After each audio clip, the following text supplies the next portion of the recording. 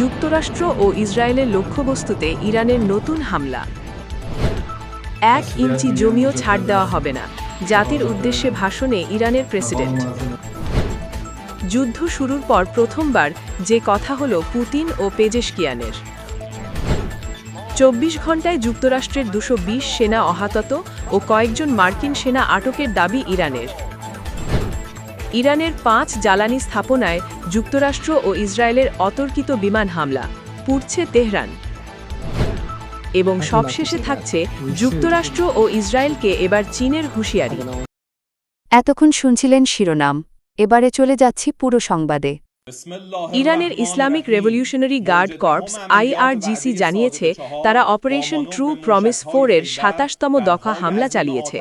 এতে ইসরায়েল ও যুক্তরাষ্ট্রের বিভিন্ন লক্ষ্যবস্তুতে ক্ষেপণাস্ত্র ও ড্রোন হামলা করা হয়েছে বলে দাবি করেছে সংস্থাটি। IRGC আরও দাবি করেছে তাদের মহাকাশ বিভাগ নতুন ধরনের কঠিন জ্বালানি চালিত খেইবার শেকান ক্ষেপণাস্ত্র ব্যবহার করে হাইফা শহরের মার্কিন সামরিক লক্ষ্যবস্তুতে আঘাত এনেছে। এসব ক্ষেপণাস্ত্রে লক্ষ্যভেদী নির্দেশনা ব্যবস্থা রয়েছে। এছাড়া ড্রোন ইউনিট যুক্তরাষ্ট্রের সেনা অবস্থান করা একটি ঘাঁটিতেও হামলা চালিয়েছে বলে জানিয়েছে IRGC। তাদের দাবি মেরিনা নামের একটি এলাকায় মার্কিন বাহিনীর অবস্থানে ড্রোন হামলা করা হয়েছে। IRGC জানায় তাদের নৌবাহিনী বাহরাইনে যুক্তরাষ্ট্রের 5ম নৌবহরের সঙ্গে সংশ্লিষ্ট কিছু স্থাপনাতেও হামলা চালিয়েছে। এর মধ্যে সালমান বন্দরে মার্কিন বাহিনীর সামরিক সহায়তা স্থাপনা লক্ষ্য করা হয়েছে। এছাড়া কুয়েতে ইরানের অতর্কিত হামলা, একটি বহুতল ভবনে ভয়াবহ আগুন লাগার খবর পাওয়া গেছে। এদিকে যুক্তরাষ্ট্র ও ইসরায়েলের সঙ্গে চলমান উত্তেজনাপূর্ণ পরিস্থিতির মধ্যে জাতির উদ্দেশ্যে ভাষণ দিয়েছেন ইরানের প্রেসিডেন্ট মাসুদ পেজেশকিয়ান। ভাষণে তিনি দেশের সার্বভৌমত্ব রক্ষায় জনগণকে ঐক্যবদ্ধ থাকার আহ্বান জানিয়ে বলেছেন, ইরান তার ভূখণ্ডের 1 ইঞ্চিও শত্রুর দখলে যেতে দেবে না। ভাষণে পেজেশকিয়ান বলেন, দেশের মাটি ও পানি রক্ষার দায়িত্ব সবার। জনগণের স্বতঃস্ফূর্ত অংশগ্রহণ ও ঐক্যবদ্ধ অবস্থানের মাধ্যমে যে কোনো আগ্রাসন প্রতিহত করা সম্ভব। তিনি আরও বলেন, ইরান প্রতিবেশী ও ভ্রাতৃপ্রতিম দেশগুলোর সঙ্গে সুসম্পর্ক বজায় রাখতে চায়, তবে শত্রুপক্ষ ইচ্ছাকৃতভাবে অঞ্চলটিতে বিভাজন ও উত্তেজনা তৈরির চেষ্টা করছে। প্রেসিডেন্ট পেজেশকিয়ানের দাবি, কিছু হামলা অন্য দেশের ভূখণ্ড থেকে পরিচালিত হচ্ছে, যার জবাব দিতে ইরান বাধ্য হচ্ছে। তবে এর অর্থ এই নয় যে সেই দেশগুলোর সঙ্গে তেহরানের সরাসরি কোনো বিরোধ রয়েছে। তিনি সতর্ক করেন, যারা ইরানের বিরুদ্ধে আক্রমণ চালাবে তাদের বিরুদ্ধে কঠোর অবস্থান নেবে তেহরান এবং উপযুক্ত জবাব দেওয়া হবে। ভাষণের শেষ অংশে তিনি জনগণকে ঐক্যবদ্ধ থাকার আহ্বান জানিয়ে বলেন, দেশের স্বাধীনতা ও নিরাপত্তা রক্ষায় সবাইকে একসঙ্গে কাজ করতে হবে। জনতার শক্তি ইরানকে আগ্রাসনের বিরুদ্ধে রুখে দাঁড়াতে সহায়তা করবে। এর আগে যুক্তরাষ্ট্র ও ইসরায়েলের হামলার পর প্রথমবারের মতো উচ্চ পর্যায়ে যোগাযোগ করেছেন রাশিয়ার প্রেসিডেন্ট ভ্লাদিমির পুতিন ও ইরানের প্রেসিডেন্ট মাসুদ পেজেশকিয়ান। দুই দেশের প্রেসিডেন্ট বিভিন্ন মাধ্যমে রাশিয়া ও ইরানের মধ্যে যোগাযোগ অব্যাহত রাখতে বিষয়ে একমত হয়েছেন বলে জানিয়েছে ক্রেমলিন। ক্রেমলিনের প্রেস সার্ভিস জানায়, রাশিয়ার প্রেসিডেন্ট ভ্লাদিমির পুতিন ও ইরানের প্রেসিডেন্ট মাসুদ পেজেশকিয়ানের মধ্যে টেলিফোনে কথোপকথনের পর সিদ্ধান্ত হয়েছে যে ইরানের সঙ্গে বিভিন্ন চ্যানেলের মাধ্যমে যোগাযোগ চলবে। ইরানে মার্কিন যুক্তরাষ্ট্র ও ইসরায়েলের যৌথ হামলার পর এটা রাশিয়া ও ইরানের শীর্ষ পর্যায়ের যোগাযোগের প্রথম প্রকাশ্য ঘোষণা। তবে ইসরায়েল ও যুক্তরাষ্ট্র শুরু থেকেই রাশিয়া ও চীনকে মার্কিন ঘাঁটি ও ইসরায়েলের সামরিক স্থাপনার স্যাটেলাইট ছবি দিয়ে সাহায্য করছে বলে অভিযোগ করে আসছিল। এদিকে মধ্যপ্রাচ্যে যুক্তরাষ্ট্রের সামরিক স্থাপনাগুলোর ওপর হামলায় গত 24 ঘণ্টায় 200 জনের বেশি মার্কিন সেনা হতাহত হয়েছেন ও কয়েকজন মার্কিন সেনা আটকের দাবি ইরানের। ইরানের কেন্দ্রীয় সদর দপ্তরের একজন মুখপাত্র এই তথ্য দিয়েছেন। মুখপাত্রের দাবি অনুযায়ী মধ্যপ্রাচ্যে অবস্থিত মার্কিন যুক্তরাষ্ট্রের সামরিক ঘাঁটিগুলোর ওপর ধারাবাহিকভাবে ধ্বংসাত্মক হামলা চালানো হচ্ছে। এসব অভিযানে মার্কিন বাহিনীর বহু সৈন্য ও কমান্ডার হতাহত এবং তাদের কাঠামোগত ও সামরিক সম্পাদেরও উল্লেখযোগ্য ক্ষতি হয়েছে বলে উল্লেখ করা হয়েছে। তিনি দাবি করেন, মার্কিন নৌবাহিনীর 5th ফ্লিটের ওপর হামলায় অন্তত 21 জন মার্কিন সেনা নিহত হয়েছেন এবং আরও কয়েকজন আহত হয়েছেন। পাশাপাশি সংযুক্ত আরব আমিরাতে অবস্থিত আল দাফরা এয়ারবেসে হামলায় প্রায় 200 জনের মতো আহত হওয়ার কথাও উল্লেখ করা হয়েছে। এছাড়া পারস্য উপসাগরের উত্তরে মার্কিন মালিকানাধীন একটি তেলবাহী জাহাজেও হামলার ঘটনা ঘটেছে বলে দাবি করেছে ইরান। ওই হামলাতেও আহত হওয়ার ঘটনা ঘটেছে বলে জানানো হয়েছে। অন্যদিকে ইরানের সামরিক ক্ষমতা নিয়েও মন্তব্য করেছেন ইসলামিক রেভলিউশনারি গার্ড কর্পসের একজন কর্মকর্তা। দেশের আধা সরকারি সংবাদ মাধ্যম ফার্স নিউজ এজেন্সিকে দেওয়া একটি বিবৃতিতে আইআরজিসির মুখপাত্র আলী মোহাম্মদ নাইহিনি বলেন, বর্তমান মাত্রার যুদ্ধ ইরান অন্তত 6 মাস পর্যন্ত চালিয়ে যাওয়ার ক্ষমতা রাখে। তিনি জানান, ইসলামী প্রজাতন্ত্র ইরানের সশস্ত্র বাহিনী বর্তমান গতির তীব্র যুদ্ধ অন্তত 6 মাস ধরে চালিয়ে যেতে সক্ষম। এছাড়া মার্কিন যুক্তরাষ্ট্রের বেশ কয়েকজন সেনাকে আটক করার দাবি করেছে ইরান, তবে ওয়াশিংটন এই দাবিকে সরাসরি মিথ্যা বলে প্রত্যাখ্যান করেছে। শনিবার 7 মার্চ ইরানের শীর্ষ নিরাপত্তা কর্মকর্তা আলী লারিজানি সামাজিক যোগাযোগ মাধ্যম এক্স টুইটারে এক পোস্টে দাবি করেন যে বেশ কয়েকজন মার্কিন সেনাকে বন্দী করা হয়েছে।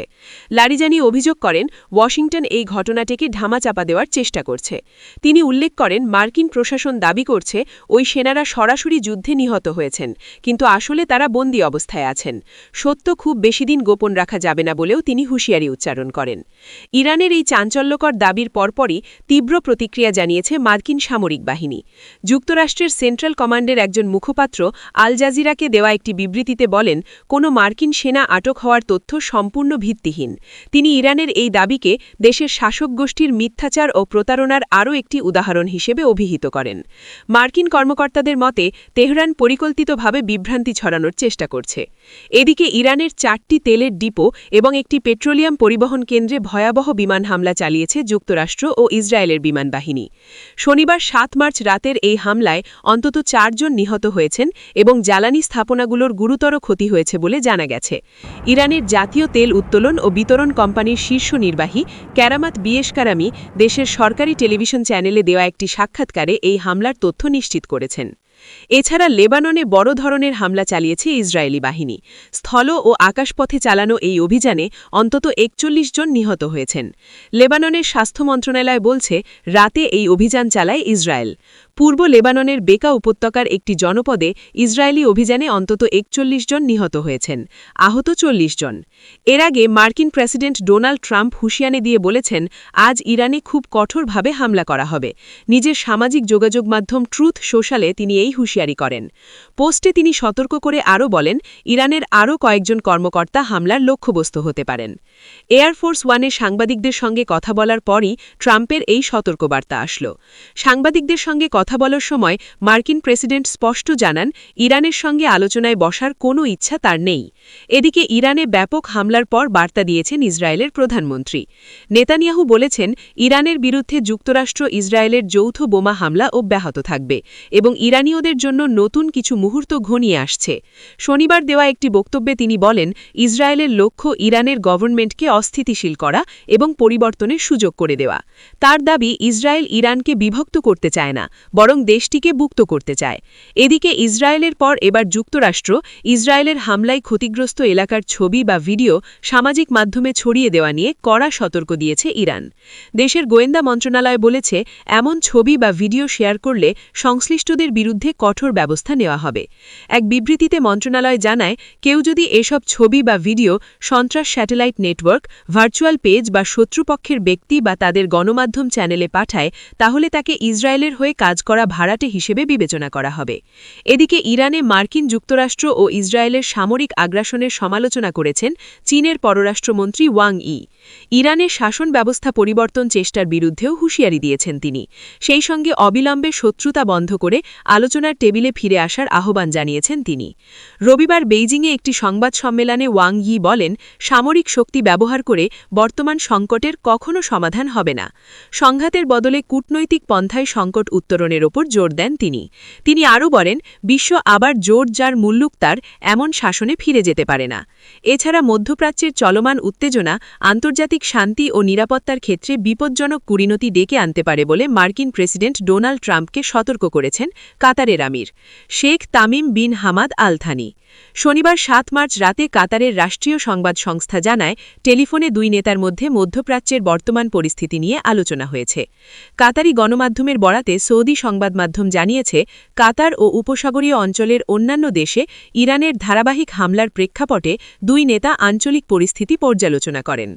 আলোচনায় কাতারের আমির চলমান সংকট নিয়ন্ত্রণে আনা এবং সংঘাত বন্ধ করতে কূটনৈতিক প্রচেষ্টা জোরদার করার গুরুত্ব দিয়েছেন। তিনি সতর্ক করেন, উত্তেজনা অব্যাহত থাকলে এর পরিণতি আন্তর্জাতিক নিরাপত্তার ক্ষেত্রে বিপজ্জনক হতে পারে।